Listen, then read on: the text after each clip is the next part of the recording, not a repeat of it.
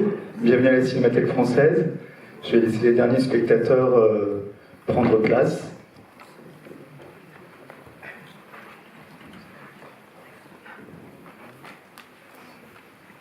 Alors, on est ravis d'accueillir Jean-Pierre Lavoignat, Clémentine de Roudy et Sarah Biasini.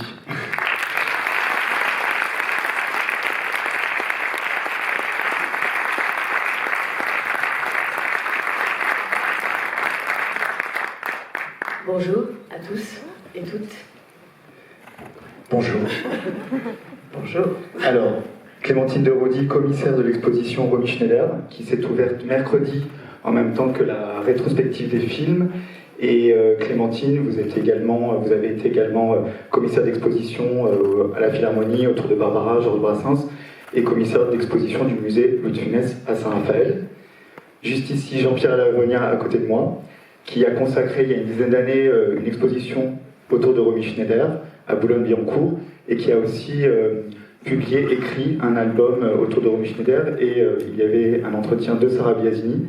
Et je passe donc à Sarah Biasini, comédienne, actuellement au théâtre, donc qui nous fait l'honneur de sa présence aujourd'hui, parce que je sais que c'est très serré au niveau emploi du temps, et qui a écrit un livre qui s'appelle La beauté du ciel, dans lequel vous explorez le rapport à la mer. Merci. Dans un sens et dans l'autre. Et c'est à vous que je vais céder la parole en premier, et vous demander, puisqu'on projette aujourd'hui César et Rosalie, quand, à quel âge vous avez découvert ce film et comment?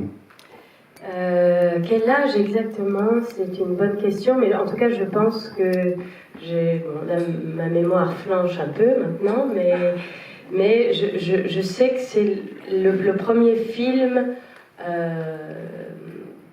d'adulte de ma mère, après les Sissi, après les crinolines, comme elle disait. C'est le premier film de femme que j'ai vu d'elle. Et je pense que c'est le film que j'ai le plus vu, c'est le film, je le connais plutôt par cœur. Et donc quand le générique démarre, la musique, les couleurs, la lumière, j'ai l'impression d'être replongée alors peut-être vers 10 ans, 11 ans, 12 ans. Je retrouve ma peau d'enfant de 10, 11, 12 ans. Et donc j'ai un attachement très particulier à ce film, c'est pour ça que je dis bon, je veux bien vous partager avec vous cet attachement particulier. Je trouve que c'est un film qui a un charme fou, et je suis aussi très attachée à des rôles secondaires qui sont merveilleux, les hommes surtout, comme Bernard Lecoq ou Umberto Orsini qu'on voit au tout début. Voilà, je trouve que c'est un bon film pour plonger dans l'univers de Claude Sautet. Et après le reste. Et entre César et David, vous préférez lequel? Les deux, mon capitaine, mais c'est normal, elle ne peut pas choisir, c'est sûr. C'est impossible de choisir. Oui, parce que elle avait bien compris. Le film s'appelle César et Rosalie, mais on a en effet un troisième personnage qui est David, interprété par Sami Frey. Et d'ailleurs, petite question, qui découvre le film pour la première fois? Ah ouais, quand même. C'est bien, c'est super. Vous avez eu la chance. Quelle chance. Vous avez eu la chance. Et qui le découvre la première fois sur le grand écran? Mais pourquoi vous posez toutes les questions? Je vous cède la parole. Alors. En 70, ouais. Ben oui, c'est bien. Et justement, question Jean-Pierre ou Clémentine, peut-être nous resituer ce film dans la carrière de Romy Schneider. À quel moment ça intervient? Comment... Moi, je vais juste avant introduire Jean-Pierre, parce que Jean-Pierre Lavoignat avait fait la première grande exposition sur Romy Schneider il y a 10 ans à Boulogne-Billancourt. C'est vraiment un homme qui a travaillé depuis des années, qui a un amour immense sur cette actrice. J'ai une immense émotion, évidemment, d'être entourée de Sarah et Jean-Pierre aujourd'hui. Et Jean-Pierre est en train de préparer un livre qui va être magnifique autour du cinéma de Claude Sautet et de Romy Schneider. Voilà, il faut attendre encore quelques semaines, peut-être quelques mois. C'est la vie des livres, comme la vie des films. Tous les documents que vous retrouvez dans l'exposition, vous allez les retrouver dans le livre de Jean-Pierre. Je remercie vraiment Jean-Pierre de son soutien immense et de sa générosité et de son amour aussi pour pour Romy Schneider, voilà, qui sait Et pour Sarah. transmettre. Et pour Sarah. Et pour Sarah, évidemment. Voilà, et c'est merveilleux. Et donc voilà, moi j'ai vraiment que ça à dire, puisque vraiment le spécialiste, il est là.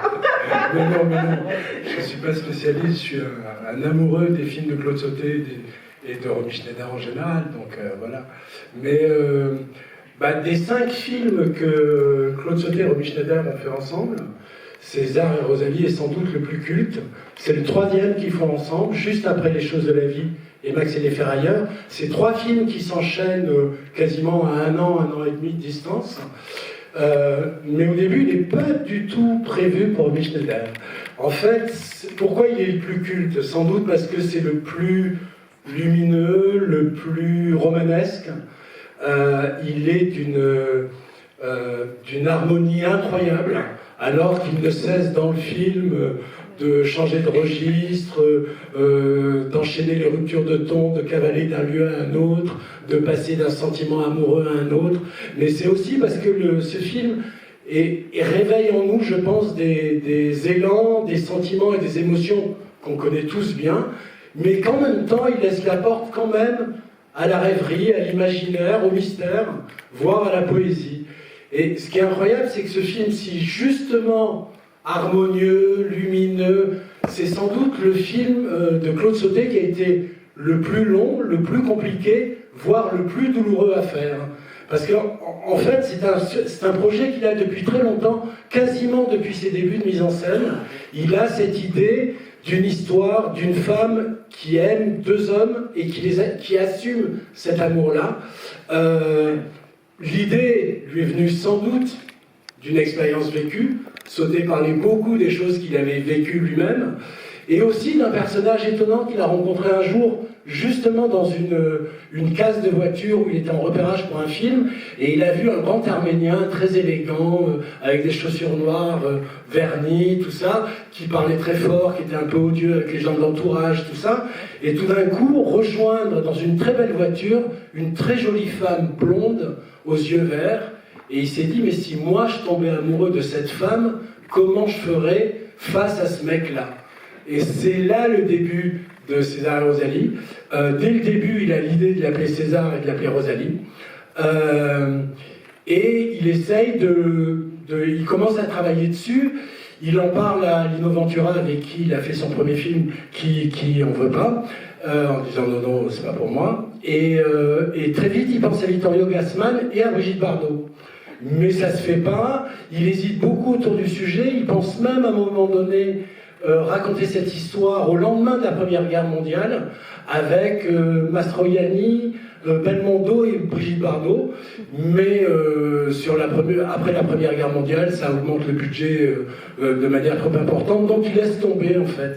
Et c'est grâce à Jean-Louis Livy et à Michel de Broca que le film renaîtra.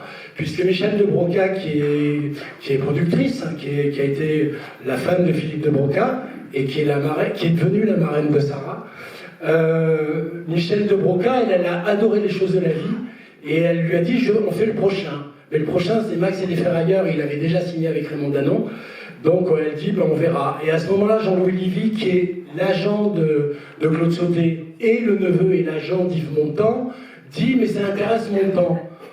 En se vantant un peu, parce que Montand, on n'est pas sûr que ça l'intéresse au début. Mais en tout cas, il dit que Montand est intéressé, et il fait racheter le scénario par Michel de Broca. Et à ce moment-là, il travaille.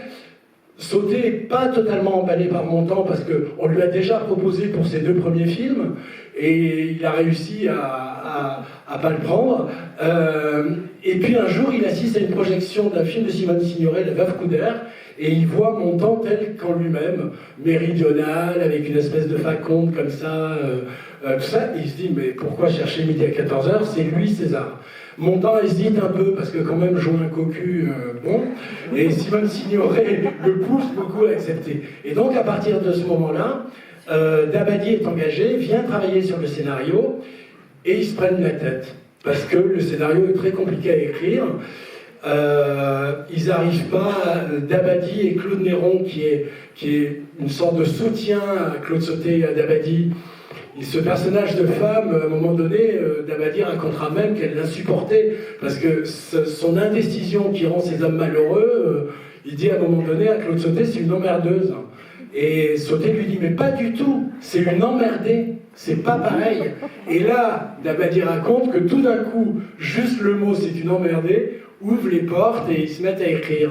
Le scénario est prévu pour Catherine Deneuve, qui est très enthousiaste au début, et puis le temps passant, elle est peut-être un peu moins, elle a un contrat avec une taille d'artiste un peu compliqué, et aussi, ce qui n'est pas tout à fait la version officielle, mais quand même, elle est enceinte de Chiara à ce moment-là. Donc du coup, voyant qu'elle n'a pas signé son contrat quelques mois avant le tournage, Michel de Broca alarme Claude Sautet en disant il faut faire quelque chose. Et Claude Sautet avouera plus tard que finalement il n'était pas si mécontent de ça, de ne pas avoir de nouvelles de Catherine Deneuve, que depuis qu'il avait rencontré et tourné avec 2 films avec Romy Schneider, il ne voyait pas comment il pouvait faire César et Rosalie sans elle. Fellini disait que les films se font toujours comme ils peuvent se faire. C'est la preuve. Et donc, un peu honteux, avoue-t-il, il envoie un télégramme à Romy Schneider au Mexique qui tourne l'assassinat de Trotsky et de Joseph Losey avec Alain Delon. Et elle lui répond tout de suite, sans avoir quasiment rien lu. Elle dit oui, bien sûr. Elle lui dit César va me bouffer, mais je vais me défendre, et je sais que Madame Deneuve a refusé le film. Donc ça donne le rapport tout de suite. Et à partir du moment où Romy Schneider arrive, forcément l'écriture du scénario s'emballe un peu. Dabadi la connaît par cœur, il connaît la musique de sa voix, il aime écrire pour elle. Il dit que son visage est un paysage qui change d'expression en une seconde, comme le ciel s'obscurcit ou s'éclaircit. Donc ils sont vraiment à l'aise tous les trois. Et puis voilà, le tournage commence. Et Sautet dira paradoxalement que c'est un des tournages les plus douloureux et les plus compliqués, parce qu'il y a une vraie tension, qu'en plus il change sans arrêt de lieu, que quand même entre Montand, qui a toujours peur, d'abord parce qu'il prend un vrai risque, c'est un personnage que lui seul ne rend pas ridicule, et c'est sa part d'enfance qui ressort, mais il est quand même un peu inquiet de jouer ce personnage-là, et en plus, Romy se dit que justement elle ne veut pas se laisser bouffer par César, donc elle défend pied à pied, et elle fait souvent front commun avec Samy Frey, un peu contre Yves Montand. Donc Sautet passe son temps à essayer d'être diplomate, délicat, tout ça.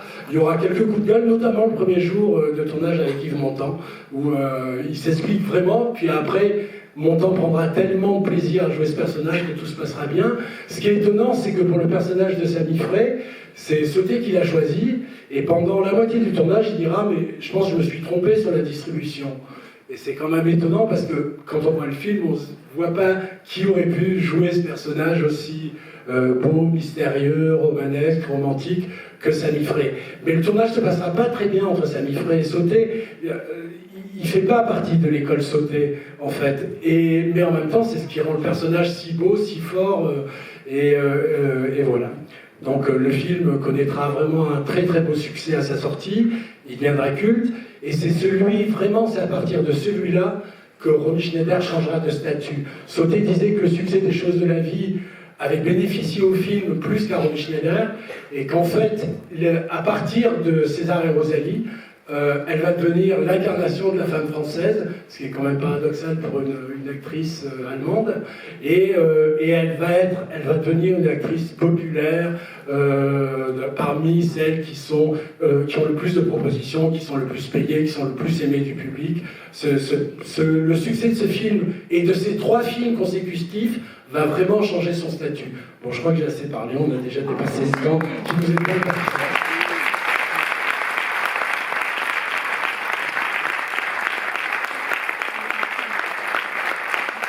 Vous avez vu un peu la Bible? C'est parce que je travaille sur le livre, donc je sais tout. Et alors, pour ceux qui découvrent, c'est vrai, moi je l'ai revu il n'y a pas longtemps sur une célèbre plateforme, et il faut dire que Montand, il est vraiment extraordinaire, en fait. J'avais oublié à quel point le rôle est incroyable, et à quel point il en fait... il est rempli d'humanité, on a envie de le taper, on a envie de l'embrasser, il est merveilleux, Montand, dans ce film. Voilà.